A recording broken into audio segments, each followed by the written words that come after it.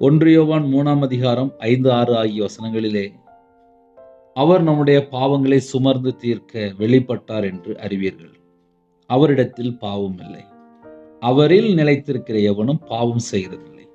பாவம் செய்கிற எவனும் அவரை காணவும் இல்லை, அவரை அறியவும் இல்லை. ஹல்லேலூயா. இன்னைக்குள்ள சிலுவை தியானம் என்ன அப்படின்னா, இயேசு கிறிஸ்து நம்முடைய பாவங்களை சுமர்ந்து தீர்க்க வெளிப்பட்டார் என்று அறிவீர்கள். அவரிடத்தில் பாவம் இல்லை. நம்முடைய பாவங்கள், அந்த வேர்டு ரொம்ப முக்கியம். நம்முடைய பாவங்கள்.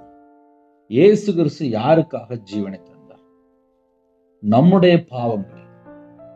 நம்முடைய பாவங்களை சுமர்ந்து தீர்க்க வெளிப்பட்டார் என்று அறிவீர்கள். அவரிடத்தில் பாவம் இல்லை. அவரிடத்தில் பாவம் இல்லை. அப்ப இந்த கடைசி காலம் உலகத்துக்குள்ள என்ன அதிகமா இருக்கு அப்படின்னா, பாவம் தான் அதிகமா இருக்கு. எங்க பார்த்தாலும் பாவம். ஒரு குடும்பம் ஒரு பாவத்துல இருக்கு, இன்னொரு குடும்பம் இன்னொரு இடத்துல ஒரு பாவம். ஆக மொத்தம் ஒரு மனுஷன் 100% பியூரா வாழணும் அப்படின்னா, இந்த உலகத்தை முதல்ல வெறுத்து அவன் கிறிஸ்துவ பின்பற்றணும். அதுக்கு அடுத்த வசனம் அழகா போட்டிருக்கு. இயேசு கிறிஸ்துவுக்குள் யாரெல்லாம் நிலைத்திருக்கிறாங்களோ அவரில் நிலைத்திருக்கிற எவனும் பாவம் செய்கிறதில்லை. கிறிஸ்துவுக்குள் நிலைத்திருந்தா மட்டும்தான் ஒரு மனுஷன் பாவம் செய்ய மாட்டான். பாவம் செய்கிற எவனும் அவரை காணவும் இல்லை, அவரை அறியவும் இல்லை.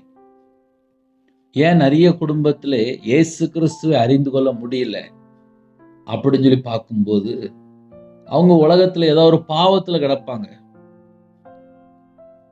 எனக்காக இயேசு கிறிஸ்து என்னுடைய பாவத்தை எல்லாம் சிலுவையில சுமந்தார், என் பாவத்தை எல்லாம் சிலுவையில சுமந்தார், என்னுடைய பாவம் அப்படின்னு சொல்லி யார் ஒரு குடும்பம் இயேசு கிறிஸ்துவை உலக இரட்சகராக, சொந்த இரட்சகராக ஏற்றுக்கொள்றாங்களோ, என்னுடைய பாவத்துக்காக தானப்பா நீ ஜீவ பலியானீங்க, என்னுடைய சாபம், என்னுடைய பாவம், என்னுடைய அக்கிரமம், என்னுடைய மீறுதல், என்னுடைய தலைமுறை எல்லா சாபத்தை எல்லாவற்றையும், என்னுடைய பலவீனம், என்னுடைய நோய் எல்லாவற்றையும் சிலுவையில சுமந்தீங்களேப்பா,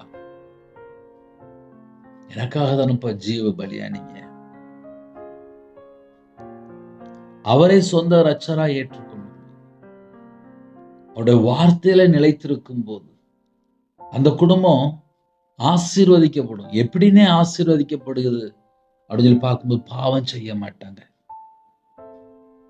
ஒரு குடும்பத்திலே பாவம் தொடர்ந்து இருக்குமானால் அவங்க இன்னும் கிறிஸ்துவுக்குள்ள நிலைத்து இருக்கல, அவருக்குள்ள இன்னும் நிலைத்து இருக்கல.